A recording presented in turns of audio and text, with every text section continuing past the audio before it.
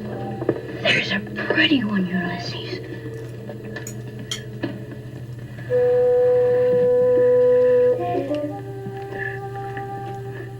There it is. Hello, BookTube. I'm Sean Breeze Books. Welcome back to my channel and the last Friday reads of 2024. I was such a Scrooge last week, I didn't even wish anybody Merry Christmas or any of that nonsense, so belatedly, I hope you had a good turkey day and Santa was good to you and all that stuff.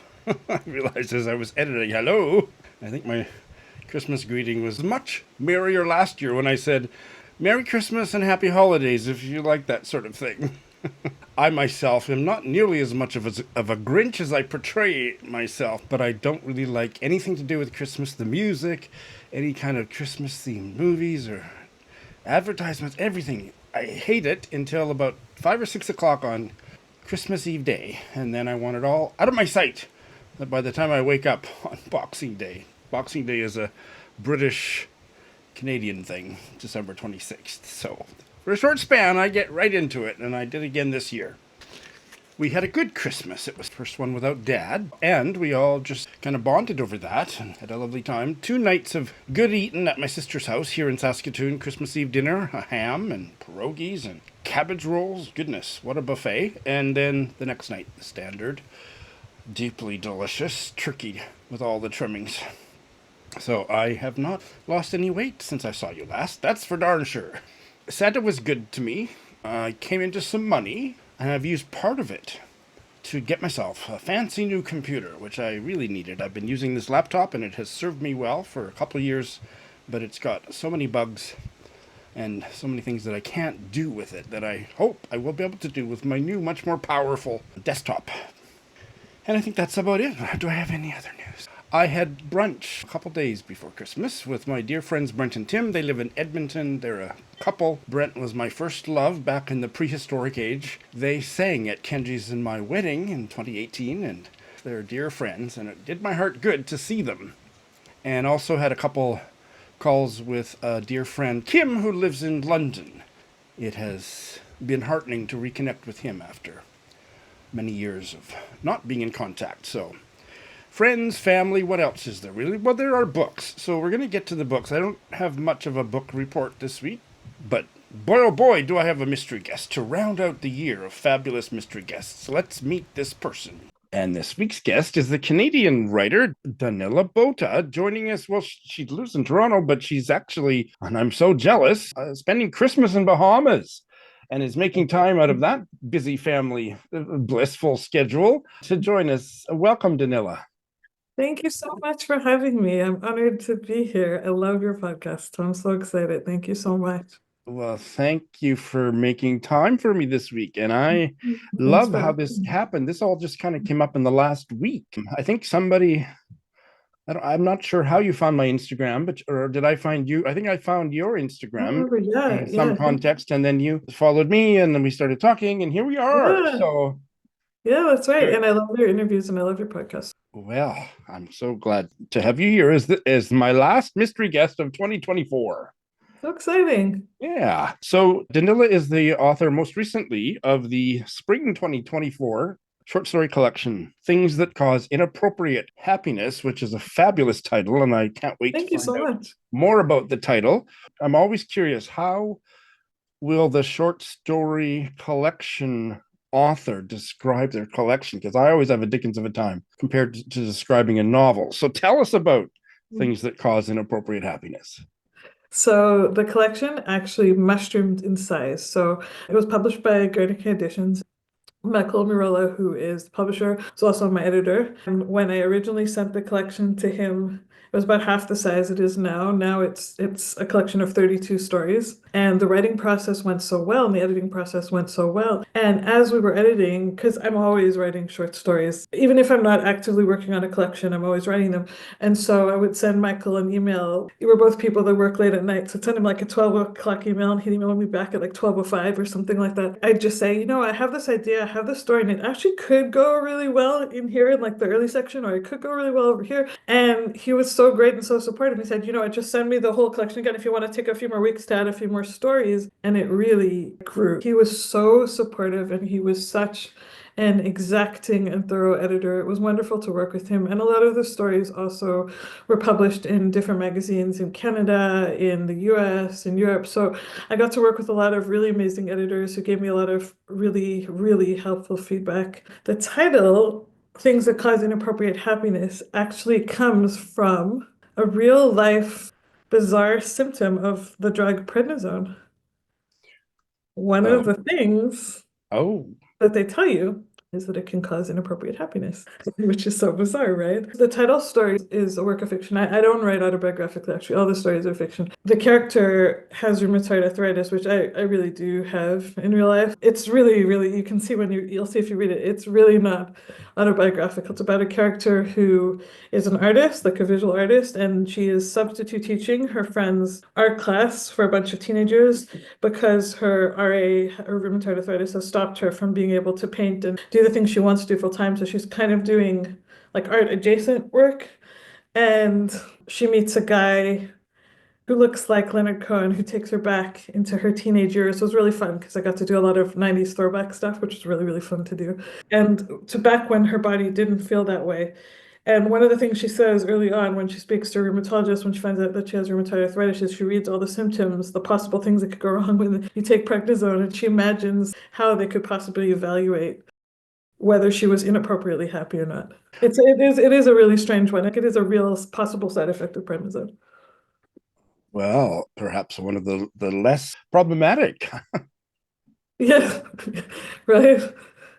So you have written, I think, one novel, and this is your maybe Yeah. third Sorry? short story collection as My well. third short story collection, that's right. And one novel before, that's right. You write a lot of short stories. Tell us Yes. about that. You were drawn, I think we had a bit of a chat offline that you're also very much drawn to that form as a Do reader. love the farm. So lots of people, unfortunately, don't really like short stories or they prefer novels. So I So hear. So I so I hear. hear, yes. So I'm a big fan of short stories. I don't read as many short stories as I read novels, but I love short stories. So tell us about you and short stories.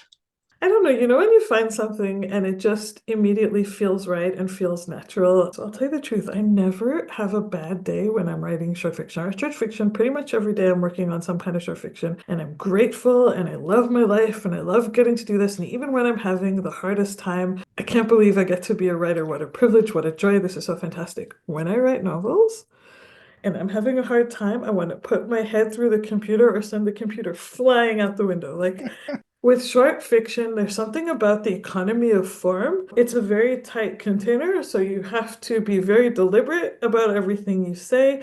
Everything has to be meaningful in a certain way. You don't have to worry about tons and tons of backstory because you only need the most salient details.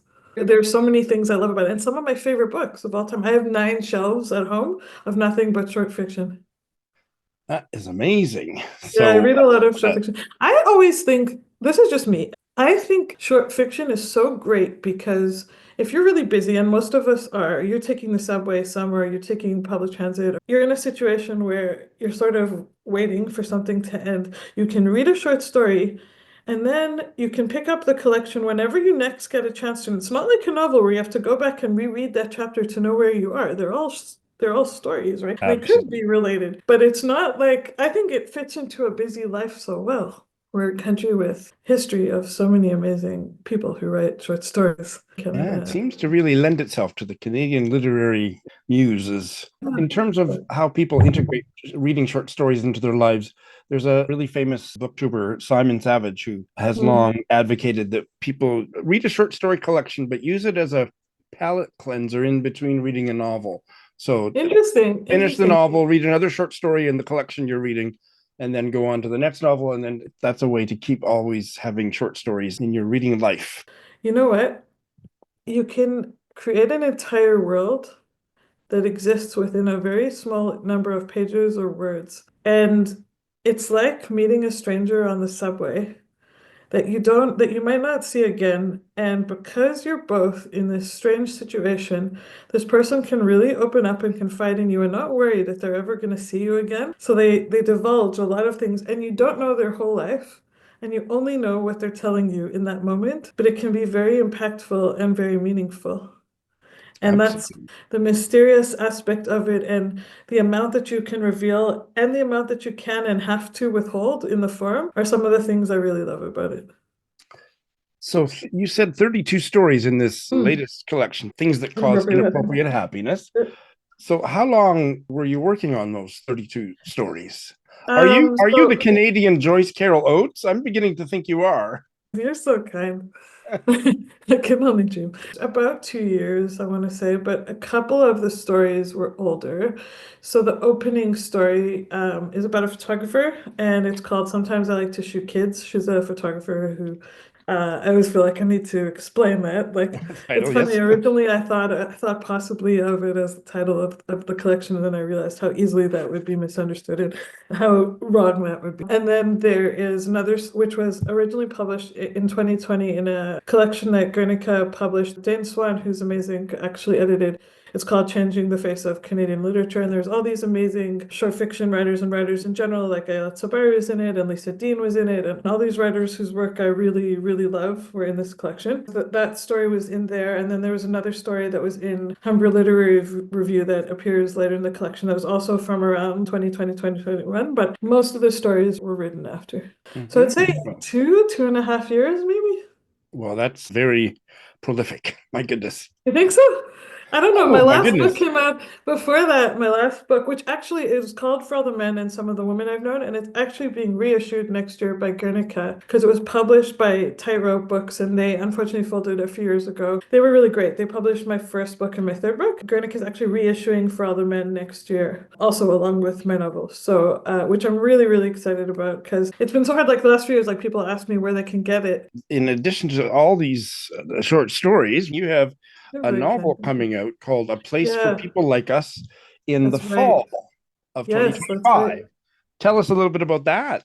Sure. It's coming out also with Guernica in September of next year. It's about two women who meet in their early 20s in their undergrad. They become really close friends, and they both have had very complicated lives. The one girl grew up in a cult in rural BC, and the other is a musician with a very complicated relationship with her family and her life, very charming, very charismatic. And later, her friend who grew up in BC finds out that she's lying about something really, really, really important and something that affects both of their lives a lot.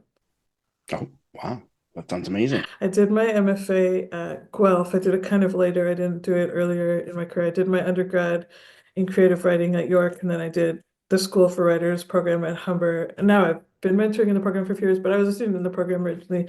And then I didn't study again for a few years until after my second book was out. So it was amazing to do it later, and I actually got to work with some of these amazing writers who are my mentors on the novel, which was incredible. But I really find the form hard. It was a battle. There's this construction site near my house, and like the building was just completely demolished.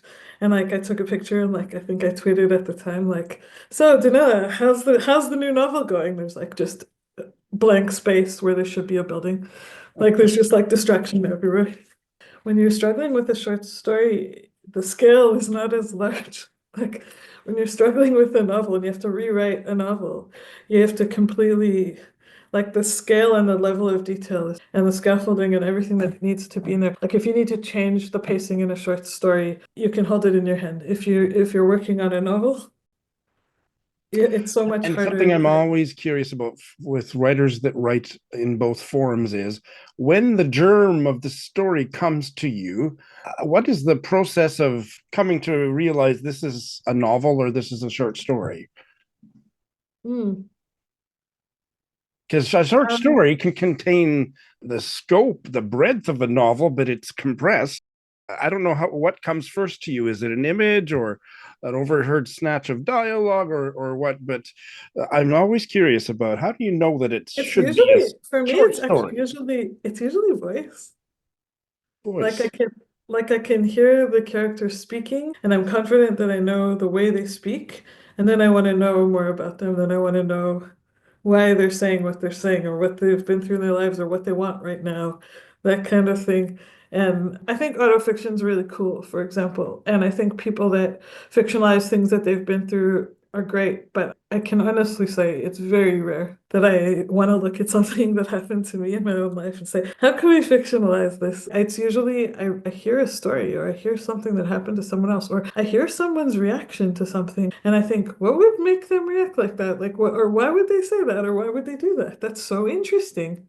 Seems to me that there's writers that primarily get those germs of story from their own Yeah. lives, and then there's Yeah, yeah, another category of writers that absolutely, like you're saying, yeah. don't at Yeah, all.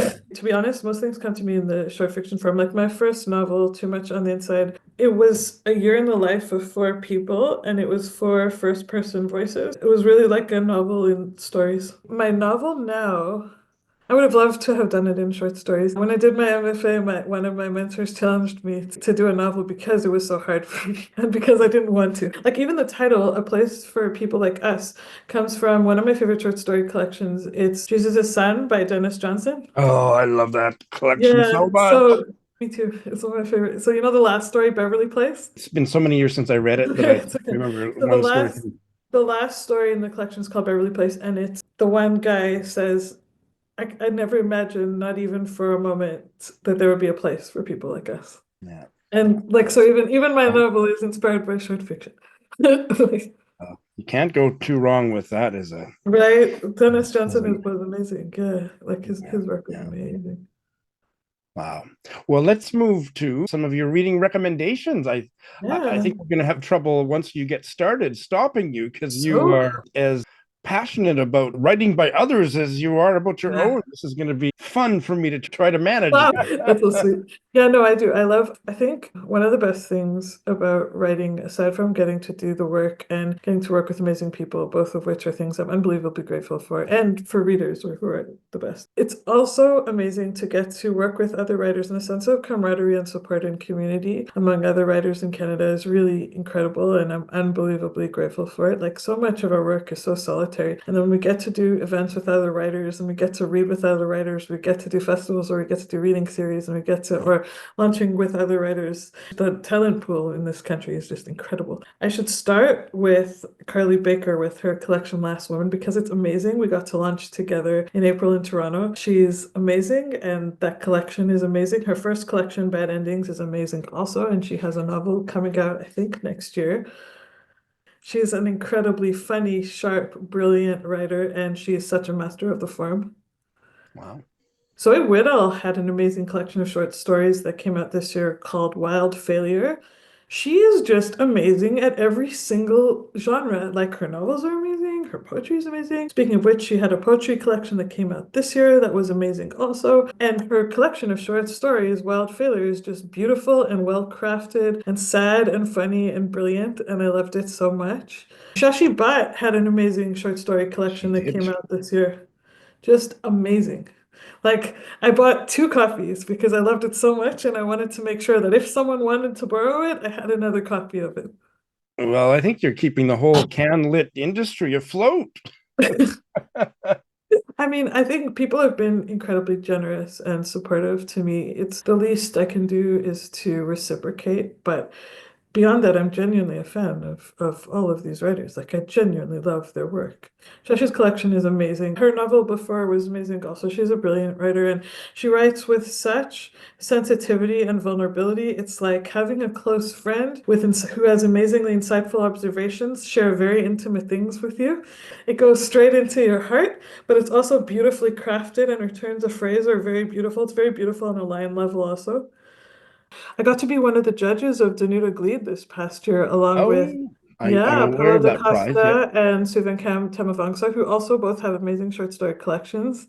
And there were so many good books that we read this year. So Lisa Alward from New Brunswick won her collection Cocktail. It's an incredible collection. It's like old school classic literary writing with these amazing insights. It's a biblioasis book. They always do really beautiful books, and Lisa's writing is so exacting and precise and so sensory that you can't believe it's a debut book. It's beautiful. It's like a really beautiful collection. And Paola Ferrante's book came out, was on our shortlist also, Her Body Among Animals, and it's amazing, amazing, amazing. It has all these surreal, fantastical elements and animal elements to it, and it's just like such beautiful, wildly imaginative, touching, moving writing.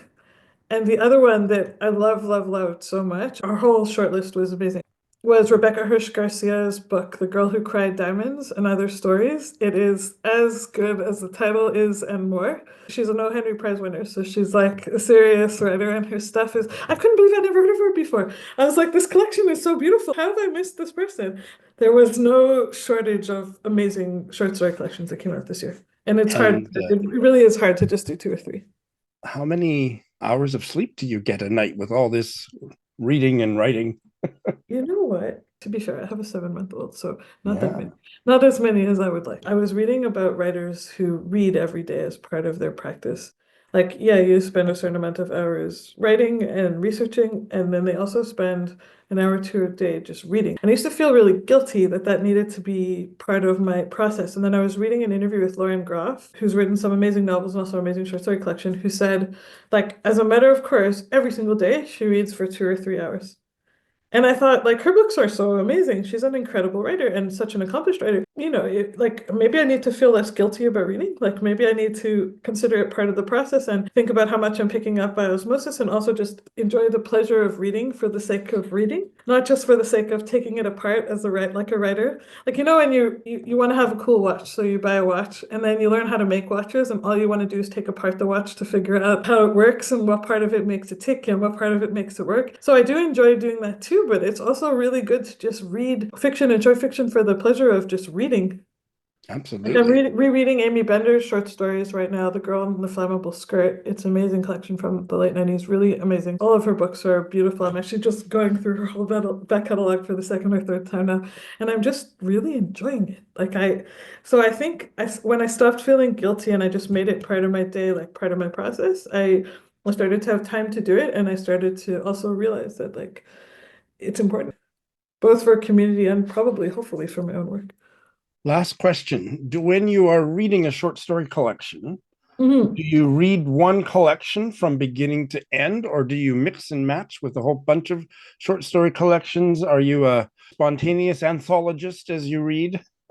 So my bedside table actually at home is full of different books, and I am actually a little bit mixing and matching right now. But inevitably, what happens is that I read a collection that's so fantastic that I have to put every single thing down until I finish reading it. So the book that I'm reading that's like that right now, I'm only halfway through, but it completely knocked me out. Helen's Scary Motro.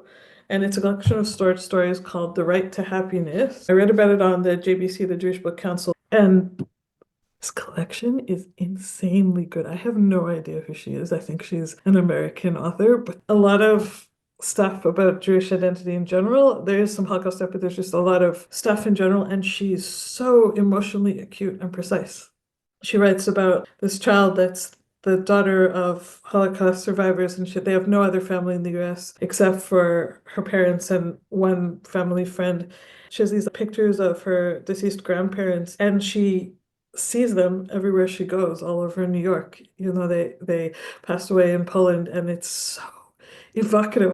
It felt like a dream sequence, but it felt very grounded and real at the same time. It was beautiful writing, like, just beautiful. Like, I want to study it to figure out how it had exactly the effect it had. And there's another story about a different girl who really wanted to go to the Macy's parade, and her mother, because of she was a survivor, was afraid of trains.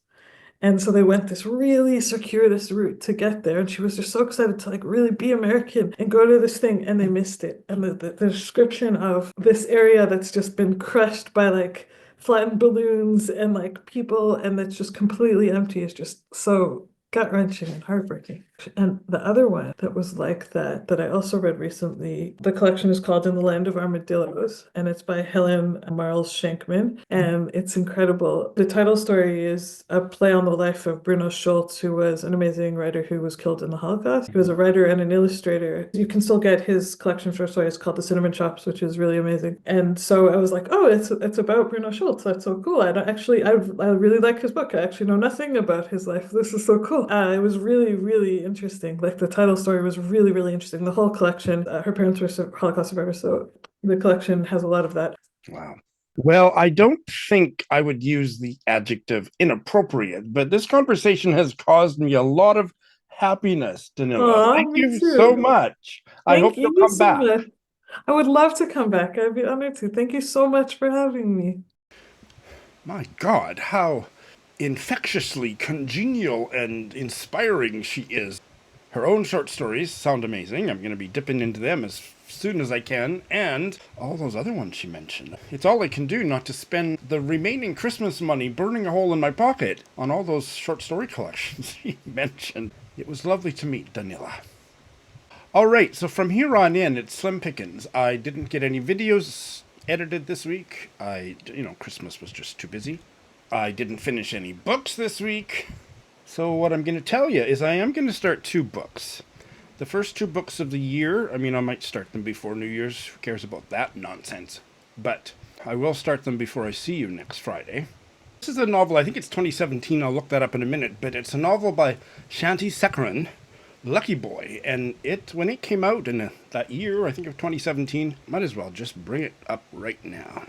Yes, it came out January 10th of 2017, in case you wanted to know, and I heard lots about it back then, including I remember Doris was quite enthusiastic about it, and that's why I've carried a torch for it all these years, and I'm going to be starting that this week. This will be a pseudo-buddy read with Katie, who is one of my top-tier Patreon members. It's a chunky one. It's 500 pages. I don't have a print book. I do not want a soft cover. I want a hard cover. I haven't found a used copy that is in good enough condition for me to deign to buy it. So I have the ebook for now, and it's, like I say, about 500 pages. It's about a Mexican-American family, 2 mothers bound together by their love for one lucky boy. There's the title. I'll have more to say about that, perhaps as early as next week. I will be finishing a big audiobook this weekend. I'll keep you in suspense as to what it is, unless you've been following along so avidly that you know exactly what audiobook I'm talking about. And then I'm going to start another one. And I will decide whether it's going to be an audio text combo or just an audiobook. But it is for the Saskatoon writer Meredith Hambrock's debut novel, Other People's Stories. She was my Mr. Guest about a year ago, maybe longer ago than that. I'll put a link to that chat. And I, for my own secret reasons, want to get started on it fairly quickly. So this one, I don't know that it's specifically set. I don't think it's set in Saskatchewan because she wasn't living here. She grew up in Toronto and I think when it was published lived in Vancouver. So the setting is perhaps kind of fictional, not necessarily regionally specific. The protagonist, her name is Baby. Her life is a hot mess, and plot ensues. I don't think I want to say any more than that, but I'm sure looking forward to getting started. All right, well, I've got my typical year-end videos. The one year-end video that I will not be doing this year is pull 8 books off my shelf to read during the following year, because I haven't finished one from my video last January. I love the project. I just had such a year that I didn't finish one. The one I'm reading is really great, but it'll probably be a few months before I finish it. So I'm going to keep that list going.